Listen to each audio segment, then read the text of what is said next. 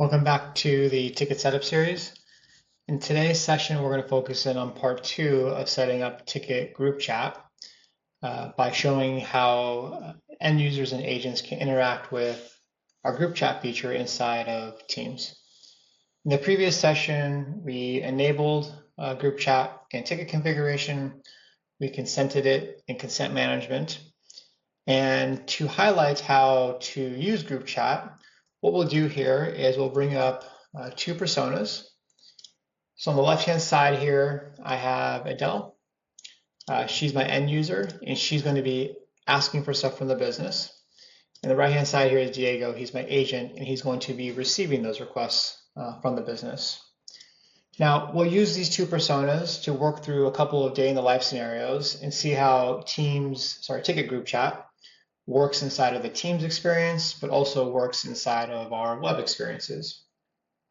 So Adele here on the left-hand side has lots of ways she can initiate the creation of a ticket. She could do it inside of Ticket Virtual Agent, which is a pretty traditional way. She can also bother someone directly in Teams via direct message.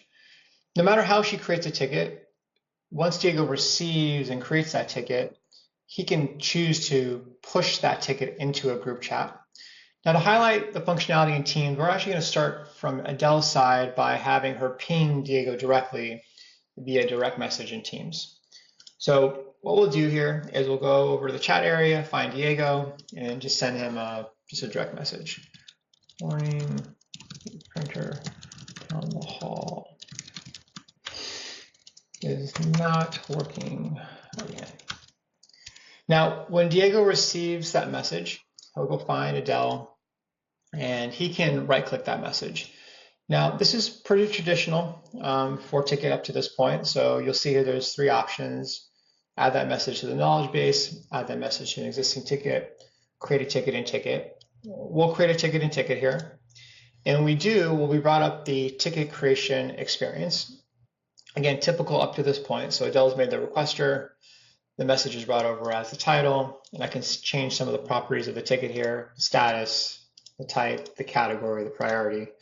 But what you'll notice here at the bottom is that there's a new option. So next to creating just a typical ticket, Diego can now create a group chat ticket, which is what we'll do here. Now, when Diego creates a group chat ticket, a couple of things happen. First, the ticket is actually created. So ticket 98 was just created. And what you're going to see on both sides of the screen are native Teams notifications are going to start to surface here.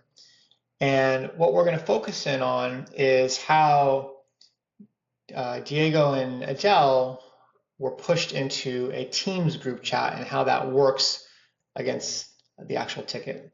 So I'll go ahead and close this confirmation of the ticket creation on Diego's side. And the first thing we'll do is we'll focus on Diego's side. So Diego was made aware that ticket number 98 was created. He was also added to a group chat that is now linked to ticket number 98 within Tikit. Now, a couple of things I want to highlight around this group chat that was created inside of Teams. So the first is both Adele and both Diego were pushed into this group chat. So they're both able to have a conversation here. You'll also notice that Ticket Virtual Agent was added to the group chat. So Ticket Virtual Agent is the end user app for Tikit. And it's also going to be helping us out with monitoring, and synchronizing what's happening in the group chat within the ticket itself, and synchronizing those elements as things are changing and updating. Now, the other thing I want to highlight here is that at the top we have a ticket number. We have the status, so if the status were to change, that would update dynamically, as well as the ticket title. If that were to change, that would also update dynamically. Now, Adele is sending something very similar, so we'll move over to Adele's side. She's been made aware that she's been pushed into ticket number 98, and that also has all the group chat elements here. Now, this is just a Teams group chat like they're used to. So what's great about this is that the end users and the agents can now start having a fluid conversation in here, discussing all the ways to resolve this particular ticket. So let's say that Adele wanted to kick off a conversation here and say, Printer isn't working, but I need to step out for an hour. I'm going to bring in Grady to help while I'm gone. Now, what's great about this is that this is just illuminating. Spell check this there.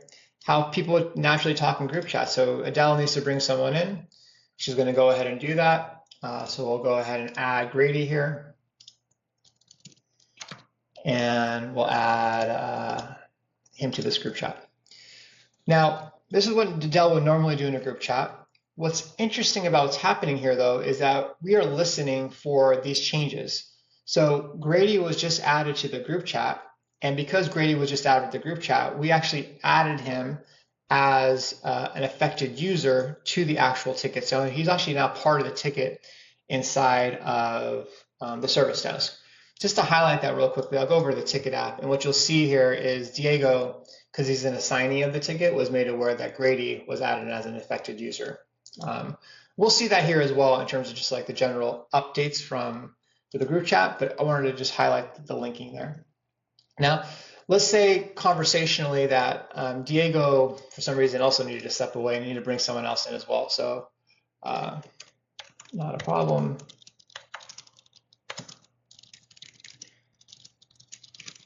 Alex, because I also need to step out. So again, natural Teams group chat functionality. We're going to send that message, and now Diego is going to bring in Alex to the ticket. And when he does this, just like before, Alex will be made part of the group chat, but also be made as an affected user of the ticket. Now, the other thing I want to highlight here about removing and adding users is there's also intelligence and governance in here. An agent has to create a group chat ticket, and an agent also controls the group chat ticket. So although Adele can add someone, which is a very natural experience, if she tries to remove someone, we're going to actually stop her and tell her that she needs to ask the agent to remove the user from the ticket. So what we'll do here is we'll go to the participants and say for some reason she wanted to remove Grady, or maybe accidentally remove Grady. The group chat will say remove Grady, but what you're going to see here is we're going to re-add Grady and let her know that only an end user cannot remove anyone from a group chat. You need to contact the assigned agents.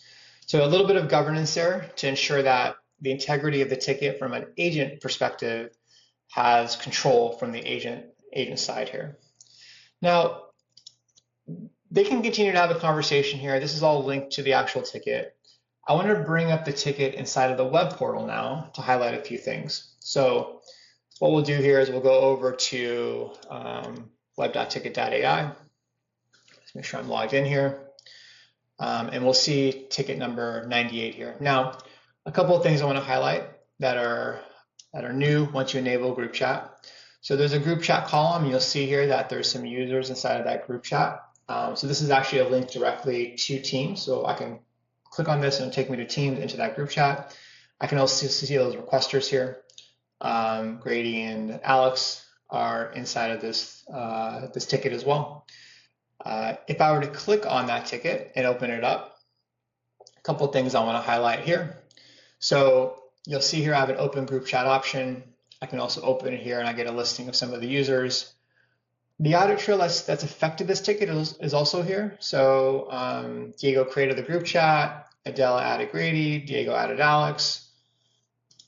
Now, if I change certain things around this ticket, it will also update the group chat. So as an example, if I change the status from active to pending, that will save, and you'll see on Adele's side, the status will change here to pending, and also an audit trail element will be added here. If I were to remove someone, let's say that I wanted to remove Alex, that would also affect the group chat. So I'm going to save that. That will update the experience here. So you'll see different elements update here. The audit trail will be updated, and then that user will be removed from the group chat as well. So again, the idea here is that we're synchronizing the experience between the two. Now, the other thing I want to highlight here is that in the agent portal, as well as in Teams, if a ticket's already created, you can also push those tickets into a group chat. So instead of starting off by creating a ticket as a group chat, you can push a ticket into a group chat. So let me bring up another ticket here. It doesn't matter which one I bring up. I'll bring one up, but one that doesn't have a group chat associated with it. So let me bring up ticket number 95. What you'll see here is that this ticket does not have a group chat associated with it. And let's say for some reason I needed to have a little bit more of a fluid conversation with Adele here, and chatting back and forth via the ticket-to-ticket virtual agent experience is just need a little bit more of a fluid conversation. So at any point, I can actually select create group chat, and that will push this ticket into a Teams group chat, and you'll see all those very similar elements get updated. So what you'll see here on Adele's side is ticket 95 was added to the group chat, and Adele was also, sorry, ticket 95 was created, a group chat was created for ticket 95, and then Adele and Diego were pushed into that group chat. Last thing to kind of show in the agent portal is I can also create a ticket, and just like in Teams, I can create a group chat ticket here. So lots of great inception points for the agents. You can do them in Teams, off a right click, off of working on a ticket in the Ticket app or in the Teams channels.